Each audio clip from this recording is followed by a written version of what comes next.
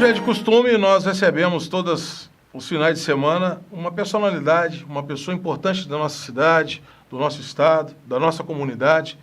E hoje, muito agradecidos pela presença deste que é um representante da nossa cidade, da nossa região norte, na Assembleia Legislativa, o deputado José Eustáquio Freitas.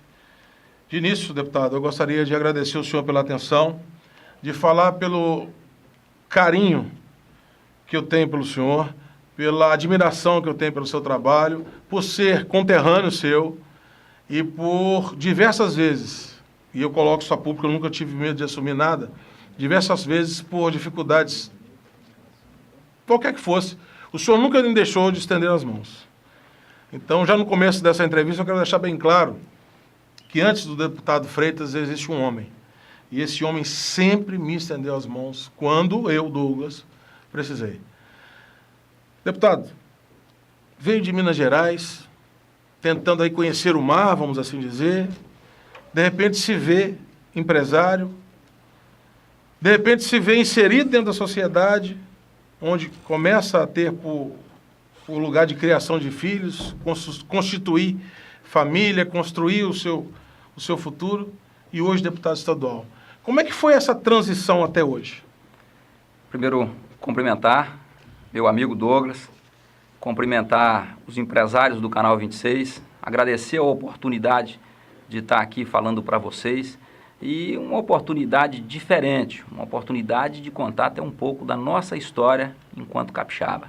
Mas eu tive, Douglas, assim, uma intuição muito feliz. Lá em Governador Valadares, de onde eu vim, em 94, a gente costuma dizer que quando desapareceu um cidadão valadarense, a gente tem que procurar ou nos Estados Unidos ou em Guriri. E eu sou proveniente do balcão de farmácia, então sou do setor farmacêutico desde os 15 anos de idade, e depois eu fui ser representante, sou da pasta, fui representante do setor de medicamentos durante 6 anos. E representando, eu comprei a minha drogaria no município de Teoflotone. E fiquei por 3 anos somente em Teoflotone. E conheci na pasta inúmeros municípios na divisa de Minas com o Espírito Santo. E um dos municípios que falava muito de Guriri é o município de Mantena, onde que a cada 15 dias eu dormia, né, uma noite em Mantena. E eu ouvia muito falar de Guriri, mas não conhecia Guriri. E depois de 3 anos estabelecido em Teoflotone, com a minha empresa, e relativamente bem sucedido, mas imaginando que precisava ir para um município em franco desenvolvimento, ajudar no desenvolvimento desse município, mas desenvolver mais rapidamente junto com esse município, essa foi a intuição, e eu resolvi e lembrei das sugestões que tinha enquanto estava na pasta de conhecer o balneário de Guriri. E vim para Guriri já nesse pensamento de me estabelecer ali, de investir ali e de crescer junto com o balneário de Guriri, junto com o município de São Mateus. Então, quando em 94 eu cheguei em São Mateus e no balneário de Guriri, eu cheguei para investir. Eu cheguei num passeio de conhecimento, mas nesse passeio de conhecimento eu já deixei um imóvel alugado com 1 ano de antecipação de aluguel, que era o sinal de que eu vim para ficar.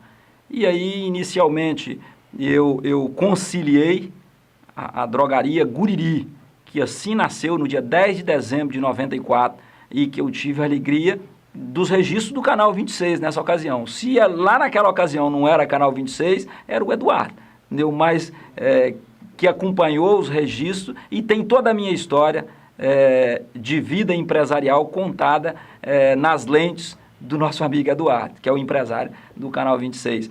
Então, em 94, nós estabelecemos como empresário e detentor de uma pequena drogaria que já atendeu 24 horas no dia que chegou. Nós abrimos a nossa drogaria Guriri em Guriri, que naquela ocasião tinha apenas 3.000 pessoas morando em Guriri, mas nós já abrimos para atender 24 horas. Então, além de fazer comércio, nós já estabelecemos uma prestação de serviço no momento que nós chegamos. E eu acho que foi o grande diferencial, a identificação nossa com o município de São Mateus se deu muito pela participação efetiva na vida social desse município. e aí começamos a fazer um atendimento 24 horas, um atendimento diferenciado. Muito rapidamente nós inserimos na participação social, estabeleceu-se lá uma associação de comerciantes, empresários, profissionais liberais, denominada ACEPLIG, e eu, da diretoria da ACEPLIG, vinha a ser o presidente da ACEPLIG por 2 períodos.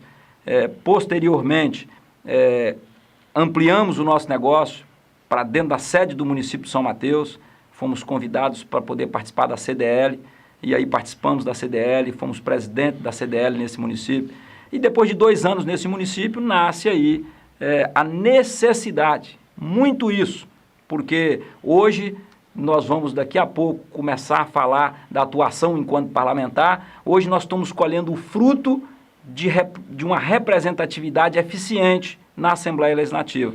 Mas quando veio essa decisão de tentar conciliar o que é quase impossível, tentar conciliar a vida empresarial com a vida pública, nasceu muito em função da carência de representatividade que a gente tinha no norte do estado, no período em que o estado fazia uma grande virada, que nós chegamos ao fundo do poço do ponto de vista de gestão pública estadual. Em 2002, nós tivemos 3 governos muito ruins, o governo Albuíno, o governo Vitor Buarque e o governo Zé Inácio. E ao final desse 3º governo, ao final do governo Zé Inácio, esse estado estava prostrado, quebrado, as nossas instituições falidas, sem recurso. E é interessante isso, que as pessoas, os civis, têm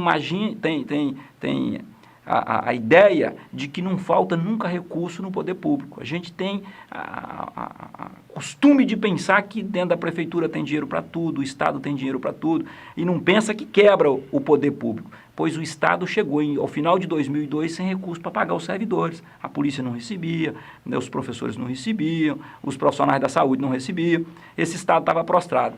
Depois nasce um período de desenvolvimento, de organização política, de organização financeira, e liderado pelo governador Paulo Artung, mas induzido por um movimento de rua, um movimento do povo, que é um movimento que nasceu Reage Espírito Santo.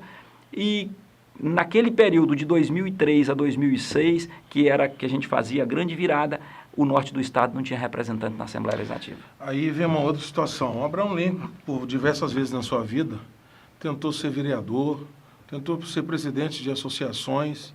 Nunca ouve-se dizer que Lincoln foi representante de alguma coisa, mas foi presidente da maior nação do mundo. É nesse espírito de buscar a união que, como seu ex-funcionário, você sempre falava assim, olha, aquele prefeito está precisando de ajuda, aquela outra prefeitura precisando de alerta. Cuidado com o que se fala, porque eu estou prospectando alguma coisa melhor. Quer dizer, nos anais já tinha aquela preocupação. Hoje já existe, inclusive, uma associação, e quando eu te entrevistei, falei, o senhor tem culpa nisso. Esses 11 municípios agregados aqui hoje, isso se ocupa. Porque nós íamos com a unidade móvel da rádio, que era de sua propriedade, nas cidades onde a rádio não chegava. Nós íamos com a unidade móvel na roça, que às vezes também não chegava. Existia a preocupação do empresário. Foi aí que aflorou esse lado político, além da necessidade de representação? Pois é, primeiro acho que é preciso esclarecer para os nossos telespectadores de que rádio você está falando. Você está falando da rádio, da ex-emissora Transanorte de Boa Esperança, da qual nós fomos acionista em 2003, se não me falha a memória. Hoje não mais. Mas eu acho que antes disso até, Douglas, eu acho que a participação do cidadão, do empresário, na vida social do seu município, da sociedade que você está inserido, você passa a identificar problemas, você passa a identificar fatores desenvolvimentistas e você passa a identificar desafios. Então, eu vivi, desde que aqui cheguei, como relatei, uma vida intensa, uma participação efetiva na vida social desse município de Boa Esperança. Depois, por ampliar os investimentos, nós fomos investir no município de Jaguaré, onde temos drogaria Guriri, nós fomos investir no município de Nova Venécia, onde que temos farmácia, nós fomos investir no município de Boa Esperança, fomos acionista da rádio Transanorte, e aí você passa a pensar regionalmente. E aí sim, eu vi muitos desafios. Desafios é aquilo que incomoda o visionário, o desenvolvimentista, e todos nós precisamos ser. Todos nós precisamos acreditar na capacidade de mudar circunstância. Essa mudança ela precisa ser contínua e rotineira na vida da gente. Renovar sempre, renovar para crescer, renovar para desenvolver, renovar para melhorar. E eu fui observando que essa região, primeiro, precisava de representatividade política e depois precisava de fazer uma política integrada. Política integrada é uma política que ela pensa a região e que não pensa pequeno, que um município só.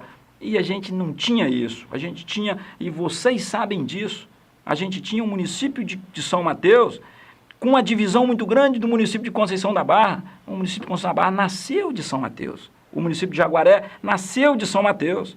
Então, a gente precisava integrar isso para poder fazer qualquer tipo de desenvolvimento. E aos poucos nós estamos conquistando isso. Não me sinto culpado. Eu tenho créditos nessa conquista que não é minha, ela é nossa. Que é muito bom quando a gente pode conquistar com a sociedade. Participando disso, toda a sociedade organizada. Quando eu falo de sociedade organizada, e eu uso muito esse termo, eu falo dos clubes de serviço, eu falo das igrejas, eu falo das maçonarias, eu falo do CDL, que é um clube de serviço, do Lions, do Rotary, é a sociedade organizada, é a associação de moradores, essa é a sociedade organizada que participa efetivamente, e que se não tiver inserida, não acontece isso. Mas falo também dos prefeitos, das câmaras de vereadores, e nós começamos a provocar que a política precisa de ser de forma integrada. E o integrado ele se torna sustentável, ele se sustenta. Agora, Freitas, o senhor teve a oportunidade de acompanhar em Minas Gerais a gestão o tratorzão, né? Newton Cardoso. Você acha que o senhor pegou essa mania de abrir o progresso através de estradas? Porque hoje nós vemos que, muito em breve, as riquezas de Boa Esperança, que tem uma usina de álcool, as riquezas de Nova Venécia, que são o granito, o mármore, o dinheiro vindo do próprio estado de Minas Gerais através dos turistas, vão passar por estradas que vão minimizar o custo com a viagem, maximizar, né, a vontade de chegar, que vai chegar mais rápido, e, acima de tudo, trazer um progresso que até então era só um sonho de uma pessoa que queria ser deputado, que hoje está deputado, segundo mandato. Não tenho dúvida que o senhor candidatar novamente já está eleito, porque realmente adquiriu-se um respeito muito grande pelo nome do deputado Freitas. Mas isso chama muita atenção. Hoje nós vemos aí em todo o estado, aliás, é aberto para todo mundo, depois da tecnologia é aberto para todo mundo. As obras que vão ligar Boa Esperança a São Mateus, a segunda parte agora já está licitada, já vai começar. Verdade. Ou seja, onde que estiver terminando uma, vai encontrar com o final da outra, sem problema de, a empresa quebrou, a empresa não conseguiu. Quer dizer, como é que foi fomentar e ter como prioridade essa ligação de tudo com todos? Pois é. Primeiro eu agradeço as palavras elogiosas, mas você é suspeito, que você inicia o programa falando da boa relação, da boa amizade, que é peculiar da minha convivência. Mas o desenvolvimento, Douglas, estrada é só parte, é uma infraestrutura necessária para o desenvolvimento. Mas o desenvolvimento, a base do desenvolvimento foi e será sempre educação. Nós não podemos deixar de focar como prioridade investimentos na educação. Então, eu observo hoje um volume de investimento jamais visto, histórico para a nossa região, quando você fala da Estrada de Boa Esperança, que era demanda desde que imaginamos lançar uma candidatura de deputado estadual, muito estimulado pelo ex-prefeito Amaro Couve, que é um ícone do estado do Espírito Santo e é da nossa região, de Boa Esperança, um homem de uma cultura acima da média. Então foi um incentivador e foi para a rua trabalhar para que a gente chegasse ao êxito de ser deputado estadual, mas a Estrada de Boa Esperança era uma meta e hoje está sendo uma conquista, porque primeiro tem que ter o sonho, depois tem que ter projeto e depois é que a obra de fato pode acontecer. Então, está acontecendo a estrada de Boa Esperança, mas está acontecendo a duplicação de Guriri, está acontecendo a estrada de Itaúnas, aconteceu a estrada do Nativo. Os investimentos são fantásticos, está acontecendo investimento na telefonia móvel e isso é parte estruturante que nós precisamos ter qualidade aqui no interior, parecida com a qualidade que a pessoa tem na região metropolitana. Então não vai existir área de sombreamento mais. Pois é, mas nós não podemos esquecer, não vai ter área de sombreamento mais, porque tem 78 distritos recebendo a telefonia móvel e a telefonia móvel 3G, que telefonia móvel é falar o celular. E a 3G é a internet chegando junto com o sinal da telefonia móvel. Isso é qualidade para o homem do campo. Mas eu preciso falar da educação. Eu estou focado o tempo todo em melhorar o setor de educação na nossa região, porque se promove o desenvolvimento pela educação.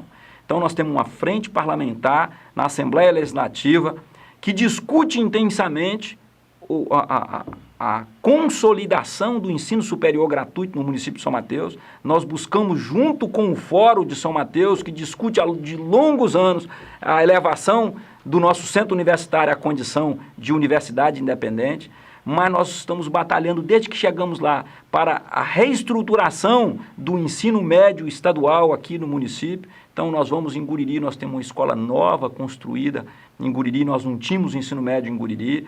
Nós vamos no Américo Silvares e encontramos no bairro Vila Nova, um dos bairros mais populosos dessa cidade, encontramos toda a reabilitação daquele equipamento educacional no bairro Vila Nova. Nós estamos agora vendo a reestruturação, a reconstrução da escola polivalente aqui no centro da cidade, no coração da nossa cidade, que vai homenagear uma ex-professora, uma das primeiras normalistas desse município, que é a professora saudosa Marita Mota. Então, o nosso polivalente será assim um cartão postal. Não tem escola de ensino particular com a estrutura do polivalente aqui nessa cidade. E sim, estamos buscando agora a reconstrução da escola do Nestor Gomes, a construção de uma escola de ensino médio para o bairro litorâneo. Aquele bairro está crescendo muito e com as 1000 casas que estão nascendo no bairro litorâneo, mais o asfalto chegando ali, mais a Marco Polo, mais a universidade, aquele bairro será um dos grandes bairros desse município. Portanto, nós temos que antecipar e colocar lá um equipamento educacional de ensino médio, porque nós já temos a universidade, o IFES, enfim. E agora, esse ano, nós requeremos na Assembleia Legislativa e instalamos a Frente Parlamentar de Apoio à Educação no Campo. Um tema muito distinto, um tema muito específico, porque o sujeito rural, ele muitas vezes vem para a cidade em função de faltar escola, e escola na ambiência e com as especificidades do campo. Então nós requeremos e foi instalado e nós estamos presidindo a Frente Parlamentar de Apoio à Educação no Campo, para que a gente pare de fechar escolas do campo e que a gente amplie a oferta de educação no campo, fazendo com que o ensino pré-escola, o ensino fundamental, o ensino médio seja de qualidade lá no campo e a gente insira lá também o EJA, que é a Escola de Jovens e Adultos, lá no campo. Então a gente está preocupado com todos os equipamentos de desenvolvimento estruturante, mas estamos muito também focados na educação, porque o cidadão, o ser humano, ele desenvolve a partir da educação. Deputado, o senhor falou em desenvolvimento, o senhor falou em infraestrutura, que são estradas, o senhor falou de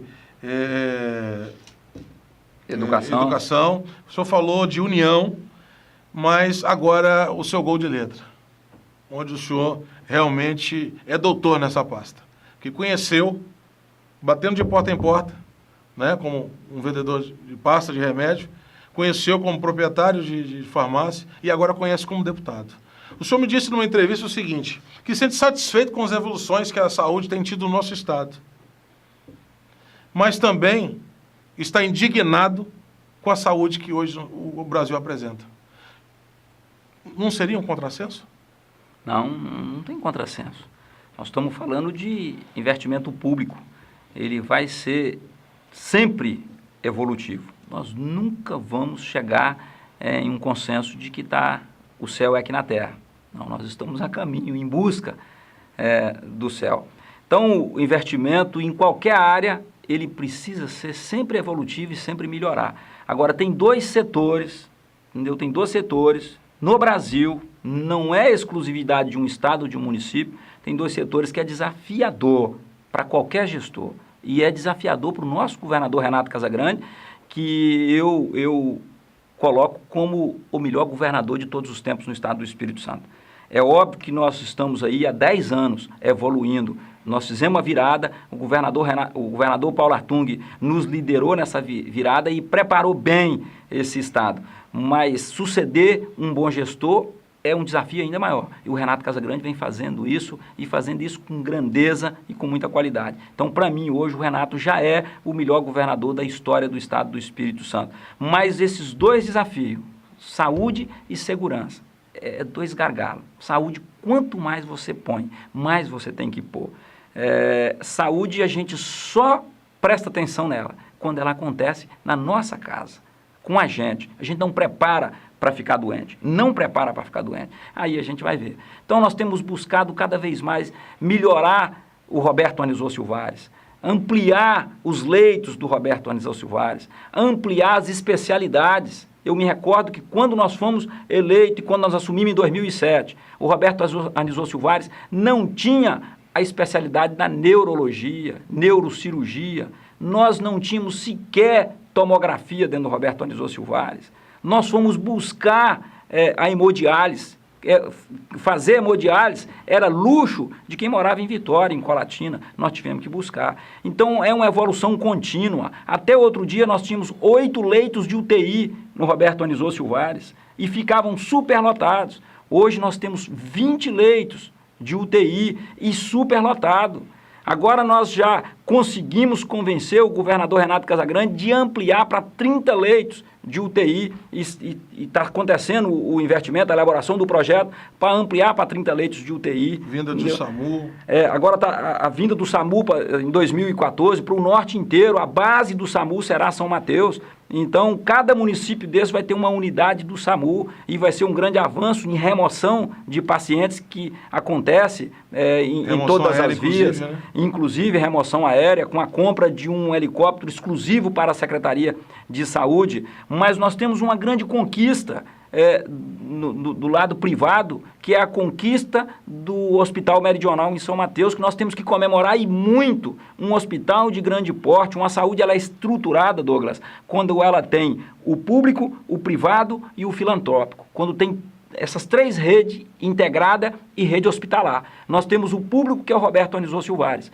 Nós temos um filantrópico fraco, capengano, que nós estamos ajudando, que é a maternidade de São Mateus. E nós precisávamos de um privado forte. Isso é quase impossível, porque não é o poder público, é uma região ter uma demanda que atraia o investimento privado. E a nossa região atraiu o investimento do Hospital Meridional e que o ano que vem vai inaugurar esse baita hospital. E aí as pessoas podem perguntar, mas é privado, é para os que têm mais, é para quem tem um plano de saúde. Não é não.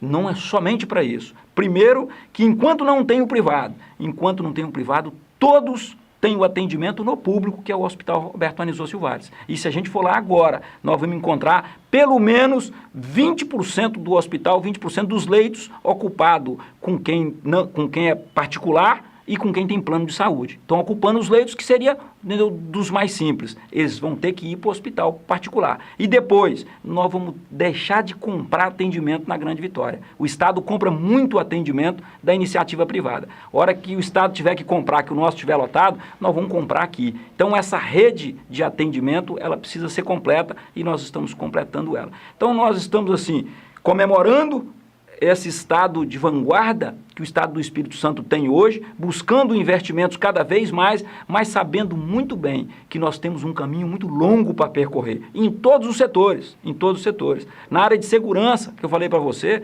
quando eu tomei posse em 2007, nós tínhamos um cadeião ali, no coração dessa cidade, que agora falam em ocupar ele novamente, mas nós não aceitamos nem conversar isso, mas ali era uma peneira.